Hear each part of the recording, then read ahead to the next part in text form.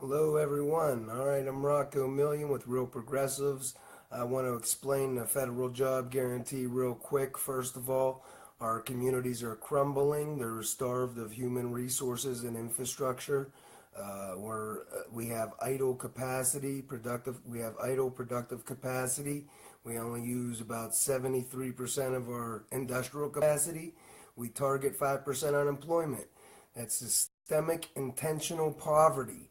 Okay, that's economic terrorism, artificial scarcity. We need to target true full employment with a federally guaranteed living wage job for every single person who wants one. Okay, government taxation creates unemployment, so government can provision the general welfare of society with real resources using paid employment. So it's only fair if government creates unemployment for the general welfare, it should maintain true full employment for that same general welfare. After all, millions of people all over the place isn't very how you get civil society. So it's not it's not consistent with the general welfare of society. All right, the federal job guarantee is the progressive keystone program from which all other programs will flow. It's a democratic means of production with the capability to increase the production of just about any real resource we need for the general welfare of society. We can meet everybody's base needs, raise everyone's standard of living without raising taxes or making cuts. And remember, public debt for society public debt for society and a higher standard of living is the entire point of government and dollars to begin with. Article 1, Section 8 mandates that Congress mint and tax for the general welfare, not for the private purpose of capital. But yet we keep a buffer stock of unemployment for the capitalist class to wage war on labor with, instead of keeping a buffer stock of full employment to empower labor against the predatory nature of capitalism, which we can easily do because government doesn't need revenue or profit. It needs to satisfy its mandate to the Constitution for the general welfare of society. So, all right, the federal job guarantee would transform society at every level. First, the private sector. It would make the minimum wage the federal living wage without a mandate to the private sector. Either the private sector beat the federal living wage or they can't attract a labor workforce away from the federal job guarantee program. So this would revolutionize the private sector. They would then have to redo their business model to truly value labor, or else they wouldn't be able to attract a labor workforce away from the job guarantee program.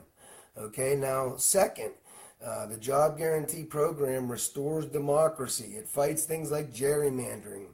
It fights things like police terror, corrupt government, local government. It fights things like racial discrimination, all this type of stuff. And it does all of this with extreme mobility. It will take a city like Flint, for instance, if they allow their infrastructure to be neglected to the point where it's poisoning people. They allow their police to terrorize people, racially discriminate against people, what have you. Then people could simply get up and they could leave, go to a community that really does value labor. Really does value their people. And they could do that knowing that they have a federally guaranteed living wage job waiting for them wherever they end up. So what that would do to the substandard city, they would lose their tax base, and with it, they would lose their ability to operate, because at the local and state level, they really are revenue constrained, unlike our federal government that never needs revenue or profit. The state and local governments really do. They can't make dollars.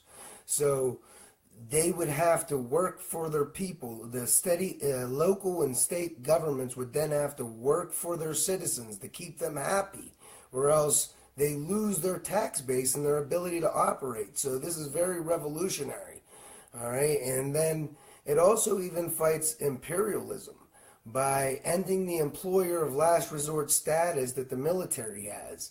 Okay, this destroys the military's ability to recruit poor people all over. It takes the military's biggest leverage away to recruit poor people all over, because no longer would we be the precarious class. Labor would no longer be so insecure that people have to go into the military to find a secure career. Okay, so what this would do, they could stay home instead and get a living wage job, rebuilding their own community. You know what I mean? And that would, without people to fight their wars, our government would be forced to abandon its goals of empire. And it would then be forced to truly defend our nation's sovereignty and truly defend our people's rights from all enemies, foreign and domestic, from rogue nations to our domestic capitalist class. That's the name of the game. That's government's job. The general welfare. Ellis Winningham always says it. Our socially owned government is supposed to work for the public purpose and let individuals make what they can from that.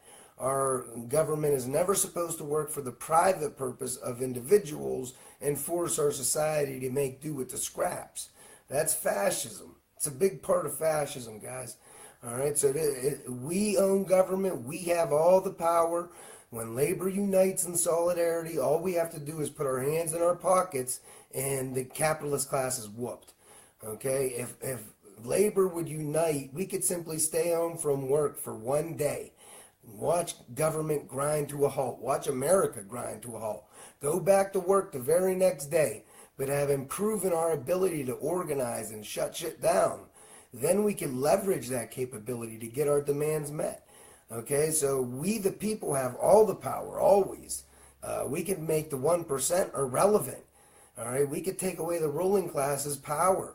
And even if we couldn't get a majority of the working class to unite, just getting certain sectors of the economy, or even getting 3 million people to occupy Congress, we can still force change.